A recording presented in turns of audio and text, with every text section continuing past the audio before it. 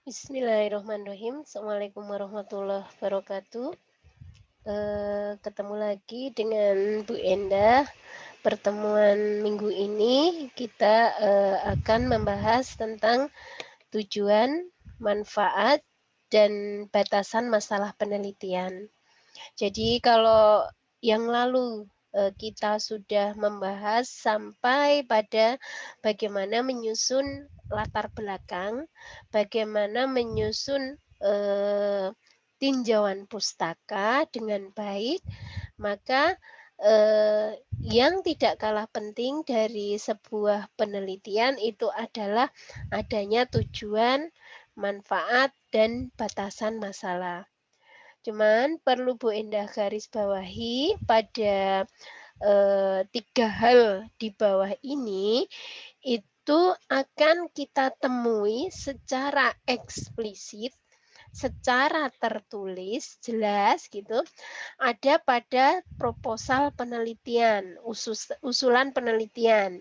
Jadi nanti ini dibutuhkan ketika kalian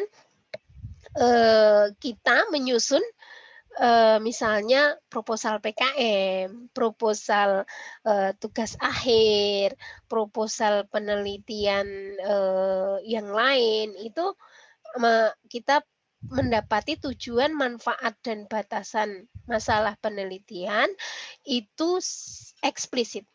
Akan tetapi ketika nanti kita menulis publikasi ilmiah, kita menuliskan artikel yang akan dipublish dalam jurnal, itu nanti kita tidak akan menemui hal ini secara eksplisit.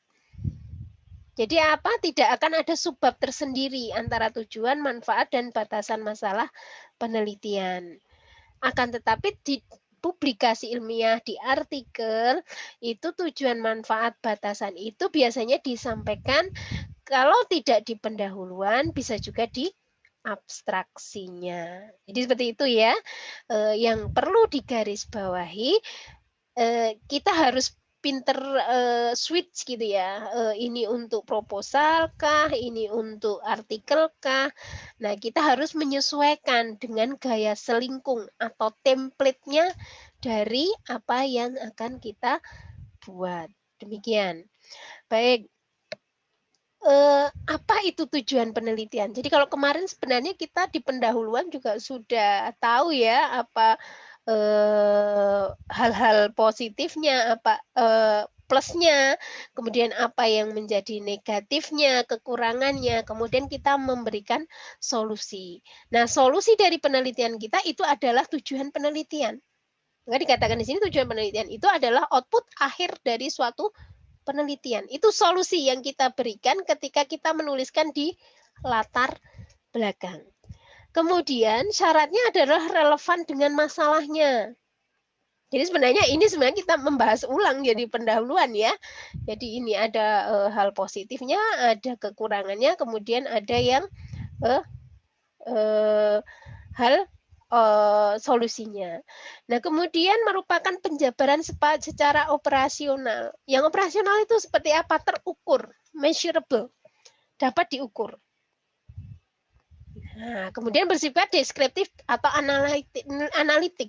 Jadi operasional, terukur, analitik. Artinya apa? Artinya bahwa tujuan penelitian kita itu nanti harus bisa dijawab dengan jelas.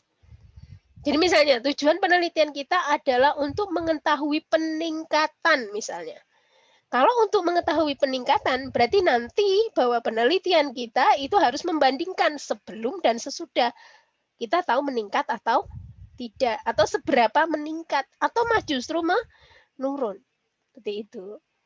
Itu untuk tujuan yang terukur. Kalau misalnya di bidang engineering, di bidang teknik, itu seperti apa? Nah, itu misalnya kita dengan merancang bangun sebuah alat, merancang bangun sebuah software.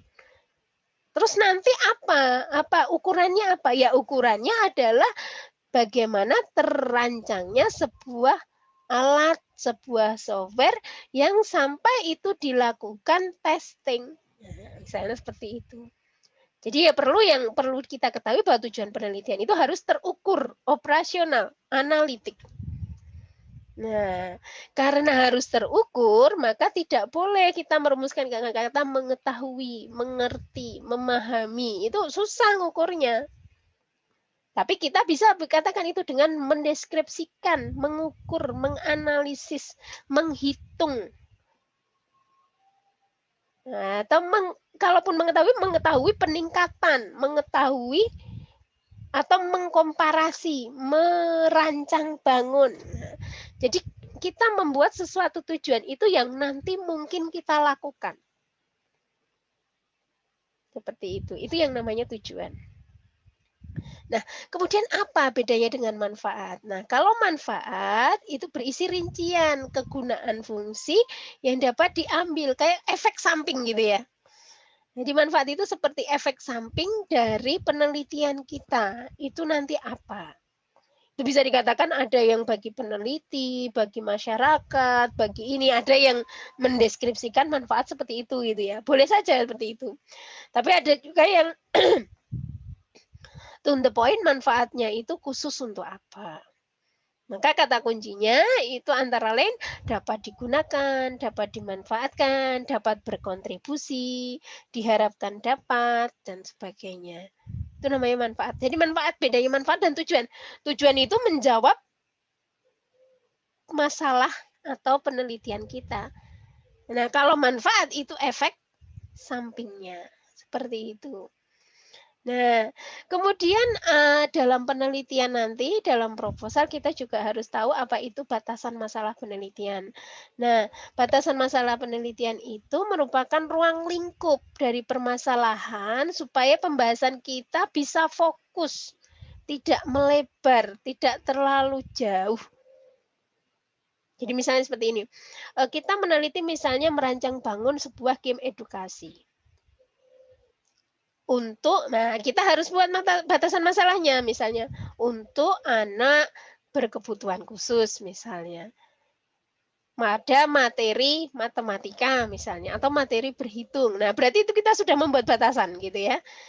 Nah, kadang batasan masalah ini dalam proposal harus ada yang dieksplisitkan, ada yang tidak dieksplisitkan.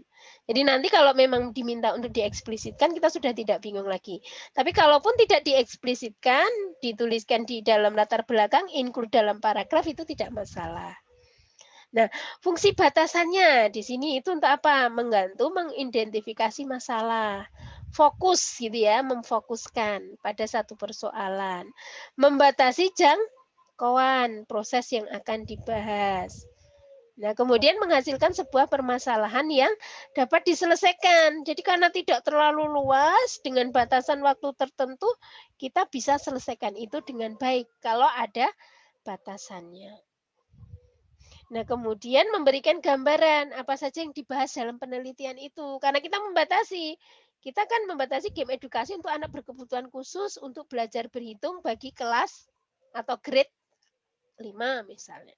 Nah, berarti kita sudah membuat. Apalagi kita juga punya batasan masalahnya tool. Oh, nanti saya akan menggunakan game edukasi ini kita rancang dengan menggunakan aplikasi Android misalnya. Akan digunakan dengan aplikasi Android. Nah, itu memberikan fokus. Jadi orang lain tidak akan menanyakan bagaimana jika nanti pakai PC, bagaimana jika pakai ini, karena kita sudah memberikan batasan masalahnya. Seperti itu. Nah, komponen batasan masalah ini bisa banyak gitu ya, ada jenis penelitiannya, bisa variabel yang diteliti, objek penelitiannya. Jenis penelitian itu misalnya dia mau observasi atau mau eksperimen misalnya. Variabel yang diteliti misalnya dia itu kita variabel yang diteliti itu misalnya oh ini untuk materi pembelajaran berhitung, oh ini untuk materi pembelajaran bahasa Inggris misalnya. Kemudian objek penelitiannya, oh ini untuk anak berkebutuhan khusus, oh ini untuk anak SD, oh ini untuk mahasiswa. Kemudian waktu pelaksanaan penelitian itu juga perlu kita memberikan batasan karena bisa jadi bahwa kita mengerjakan penelitian ini valid di waktu tertentu tapi mungkin tidak valid di waktu yang lain. Tapi kita bisa klaim bahwa ini valid pada batasan waktu yang kita ambil.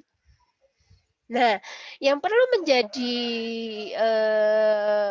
apa, perhatian bahwa terkadang komponen batasan masalah ini nanti akan dimunculkan di dalam metode penelitiannya.